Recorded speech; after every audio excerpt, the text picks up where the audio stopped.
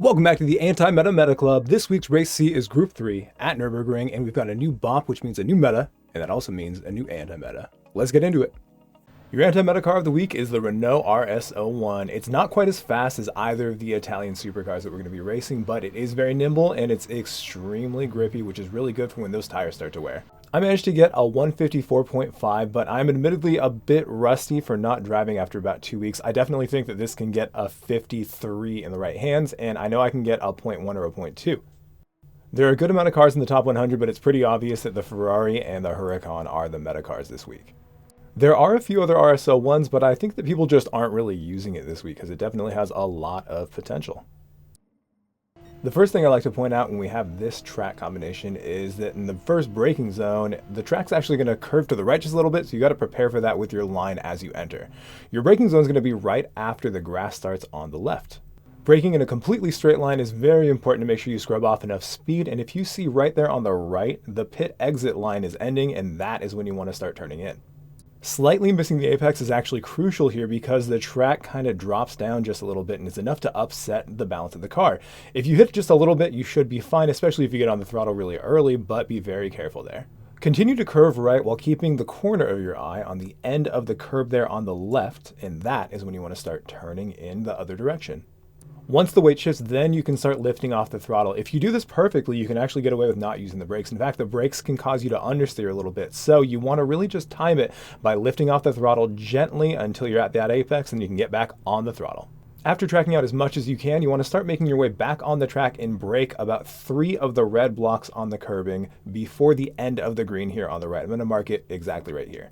It's important you don't slam on the brakes here. You've got to really gently brake and immediately start trail braking in. You want to get off the brakes as fast as you possibly can, add more steering, and then hug this curb without trying to go too much past the curb on the inside. Trying to sneak as much full throttle as I possibly can, I continue steering to the left until I'm facing the roller coaster in the distance, and that's when I start changing directions. Like always when changing directions, I like to let the weight shift and settle before then lifting off the throttle to the apex and then getting back on the throttle. As long as you're hitting this light green part, and even if you're touching a little bit of the dirt, you're going to have clean tires and you're going to be totally fine track limits wise. Align yourself on the right and look for the part of the track that diverges for the other layout. At the end of this road right here, that's when you're going to hit the brakes. Immediately trail brake in, get down to 3rd gear, and as soon as you apex, you're going to get back on the throttle. Continue to steer to the left, only aiming to get about to the middle of the track. You don't need to sacrifice this exit. The final red block of the curb on the left is your braking zone. Of course, you want to neutralize your steering at that point. Immediately trail brake in. I like to use 1st gear. That can really help get the car tucked into the corner really nicely. You don't have to use 1st gear, but it's going to take a lot of delicate brake work. I prefer just to use 1st gear and let the compression braking help me out there. Throttle out in 2nd gear, and of course make sure you avoid driving all the way into the grass. I like to use the concrete runoff on the left of the track. It helps me position the car, and also I know that I'm going to hit the brakes as soon as both of my left tires are on it. What I'm going to do before that is aim, so I'm going straight for the first of 2 apexes, just braking in a straight line directly at the first part of this corner. We're going to come off the brakes once we hit that first apex, just gently in 2nd gear, all the way off the brakes, add more steering, and then back on that throttle. You can see that I missed the apex. If I let the car rotate a little bit more, I might have been able to get on the throttle, but it's okay if you miss the apex just a little bit, as long as you carry speed and you get on that throttle as early as you possibly can. As soon as you exit there, aim for this curb right here, and right before this tire mark that you see, you're going to lift off, turn in, and then stay on the throttle. You barely need a lift, and in fact, you might be able to do this without a lift, but the timing is going to be really tricky. Avoid the dirt here at all costs. It can definitely slow you down, but it can also just give you a penalty, and you don't need that. From here, we're going to angle straight to your next braking point. We're going to look for this big concrete block, and about halfway past it, that's when you're going to hit the brakes. Brake down to 3rd, and then turn in at this white line that you see right here. You can use 2nd gear, but it's probably going to slow you down a little bit too much, and that also might make it difficult for you to put the power down as you get on the throttle. You want to track all the way out here, and then you're going to look for the end of the curbing there on the right. At that point, we're going to change directions, add just a little bit of brake to scrub off some speed, and then turn in more once you're fully off the brakes. Coming off the brakes and then turning more will help you decelerate even more while not binding up the front tires, and when you hit the apex, you can then get back on the throttle. Don't be afraid to use 2nd gear if you feel it necessary, but you should be able to do it in 3rd gear too. For this high-speed right-hand kink, you don't have to go super wide and then treat it like a normal corner. You can just kind of hug the inside there. Your next braking zone is right before the 100-meter board. It's going to be really tough, but the important thing to know is that you've got to cut this as much as you possibly can. It's going to be very bumpy, and when you do cut it, adding a little bit of throttle will actually keep your car a little bit more balanced. As you can see, my outside tires are just barely within the track limits. That is what you want, and you can see I'm adding just a little bit of throttle and a lot between the two corners. You just want to make sure that you're not steering very much at all, and you try to go straight through it, and you should be fine. For the final braking zone, I actually like to get all the way up on this curb, and then I'm going to look for this cone that's on the inside. About a car length before that cone is when I'm going to hit the brakes. Never getting a full brake, you want to start turning in as soon as you brake. Get down to second gear, and you want to hit a late apex just after the beginning of that barrier. I went down to first gear, but it's actually not necessary. That's what caused me to slide out here. If I stayed in second gear, I would have kept up a little bit more speed, which would have made the car more stable. And either way, you want to get out in second gear, shift up to third, avoid the dirt, and that's your lap. I mentioned this in the breakdown, but the very first braking zone, you want to make sure that you're not aligned with the part of the track before the braking zone, because it curves in just a little bit and you don't want to go off track, of course. Also, like I always talk about, if you hit that apex directly, it's probably going to upset your car, so it's totally fine just to completely miss that first apex just by a little bit. This left-hander, you don't need the brakes if you time lifting off the throttle. I've found that you've got to lift off really slowly to get the car to do what you want, but adding a little brakes is not that bad. When it comes to that S, the exit is much more important than the very first corner, than the left, but of course you have to carry speed through both. This quick left-right is kind of weird. You don't actually want to sacrifice your entrance, or your exit for the last corner to get a good entrance on the right. What's really important is that you carry a lot of speed and then you rotate your car as fast as you can and then get on the throttle for that right-hander. I like to do a double apex here, which is kind of funny because I just missed the second one. That happens pretty frequently. The most important thing, though, is that you're carrying a lot of speed and you get the car to rotate enough that you can get back on that throttle super early. As long as you're getting on that throttle really early, if you miss the apex by a little bit, it's not going to be too bad. These next two corners are actually pretty high speed, but you can still lose the car pretty easily, especially if you slow down too much for that left-hander. Actually, if you slow down too much for either of them and you get back on the throttle like you normally would, you can really easily slide out. So it's very important to be extra smooth on both of those transitions. I touched on it a little bit, but when it comes to the final chicane, you just have to blast straight through, and the best way to do that is adding a little bit of throttle to keep the car planted and balanced. If you are not adding throttle, too much of the weight's going to be too far forward, and that's going to make the front tires grip, and it's going to make your car rotate. You do not want that in that corner. And again, I braked a little bit too late, or I just wasn't efficient with my braking, so I dipped down to first, which caused the car to upset itself a little bit. You do not need first gear there. When it comes to the race itself, there are actually a couple different strategies that you can use, but there's only one that I've really been using, and I think it's only because I've been racing from the back. You can choose to take tires, but it is going to cost a little bit of time, and track position is very important. There are a lot of people who are just choosing not to take tires. Those people are probably a little bit better than average when it comes to maintaining their tire life. If you feel confident in either driving on dead tires or in your ability to save tires, then you don't even need to really consider taking tires. But if you're not super confident, or if you just tend to shred your tires, then what you want to do is just think about a pit window. I mention this all the time, but for those of you who are unaware of the various strategies that you can employ, rather than just deciding on exactly what lap you want to pit on, you can decide on a window. I would suggest something like between laps 3 and 6. The tires can definitely last 6 laps, even if you're pretty brutal to them. So if you know that you can last 6 laps, then you can do those 6 laps either at the beginning or the end of the race. The reason you want to have options is because you want to be able to avoid traffic as much as you can. As you can see, I got sideswept just a little bit, which made it more difficult for me to get on the brakes, so I bumped the guy ahead, but luckily none of us went off, and that's just kind of how racing goes in these lobbies. As you probably know, dealing with traffic is probably the number one thing that slows a person down. So as long as you can avoid traffic as much as possible, you should be able to just put down some good laps. And then when everyone is out of the pits, when the whole pit cycle is said and done, you may find yourself in front of people that had chosen to go in the pits after you or before you, but with different traffic. What I'm trying to say is, when you go in the pits, if you see people going in front of you and you think that you are faster than them, or if you think that they might just cause you trouble, then it's probably best to wait to go into the pits until the next lap or a lap after that. As you can see there, Goyo slowed down a lot, and then Can You Dig It tried to avoid him, which put him into me, and that slowed me down even more than the rest of the traffic. So even though Ken wasn't being dirty or anything, because of Goyo's mistake, it made Ken make a mistake, which then caused me to get run into, and that's the kind of stuff that can happen. As you can see, the guy behind me hit me as well, and these are the reasons that you want to avoid traffic as much as you can. As I saw Hogston go in, I decided that I wanted to potentially not go in because I wanted to avoid all traffic, but then I saw that Can You Dig It and the other guy were staying out, and I said, nope, I know Hogston, I like him, we're going to follow him instead.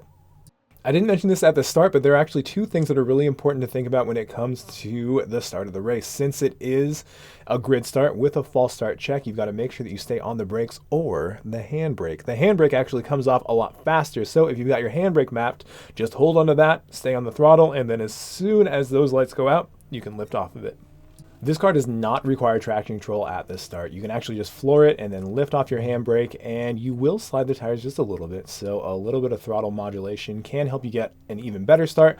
But if you're not super confident in that, you can just floor it. I do suggest getting used to manipulating your throttle on starts because that's just a good skill to have. It's important to know how to modulate your throttle. And of course, it's going to help you get a better start, which is very important when it comes to Nurburgring T1. Now, like I was saying, since I'm not taking tires, I decided to pit as early as possible because what we're trying to do is get as much clean air as possible. When you go into the pits before everyone else, you're not really racing anyone. Those people who are battling other people are going to be slowing themselves down in the first stint. And when it comes to your average lap time over the entirety of the race, yours is going to be lower if you manage to get away from traffic. Now, I really like Hogston. I knew he wasn't going to give me any trouble, and I don't know if he just let me go. I suspect he just kind of let me go there. That was cool, and that made it so we have completely free air. When you're able just to do lap after lap and you don't have to worry about slowing down because of traffic or making overtakes or anything like that, then it really benefits you at the very end of the race. We're not going to see the benefit till the end of the race, but you just have to trust that it's going to work. You got to trust your pace and trust the strategy. I'm going to take this moment to talk again about the pit window. Like I said, if you pit somewhere between 3 and 6 and still take tires, you can still use your best judgment to try to avoid pitting when other people are and still use the benefit of having newer tires on either your first or your second stint. It's all the same idea. Just try to pit when no one else is pitting and don't be really rigid about when you want to pit. You've got to definitely keep your eyes and ears open and make sure that you know what your options are. And the options are just potentially pitting later or pitting earlier based on where the traffic is. It only took about one lap to go from 2.6 to 0.8 seconds when it comes to flexi ahead. Now, I'm not sure if he was paying attention to that or not, but if you have someone who's approaching you from behind and they're going more than 2 seconds faster per lap, it is definitely within your best interests and their best interests to not try to over-defend in that situation. This is one of the very big differences between people who are experienced with these types of races and people who are just kind of racing casually. Now, I don't know anything about flexi, but I imagine he either wasn't paying attention to the gap that I had shrunk, or he was just in it to try to have the thrill of the moment by moment racing. And either way is totally fine. If you are just playing this game because you want to have really fun on track action, more power to you. And that might be what he's all about. But if you're trying to win, if you're trying to get the best possible result, sometimes you have to make a quick sacrifice to make sure that you don't have a bad overall race. Now, I know personally that if in one lap someone's gap from behind went from 2.6 to 0.8, then it would be very obvious to me that that person is much faster. And if I were to spend time defending against that person, I would slow myself and them down much, much more. Now, of course, I don't care too much about my opponent's pace because, of course, I'm trying to beat them. But it's also a huge sacrifice to your own pace to try to defend against someone who's very obviously much faster than you. As you can see, I'm trying to move to the right to stay in the normal lane to show him that I'm not trying to put off any passes. He was slightly defending there. He was slightly defending into T1 of this lap as well. And that told me that he was going to defend no matter what I did in this situation. So I had to be very, very keen and pay attention to when the opportunity would arise.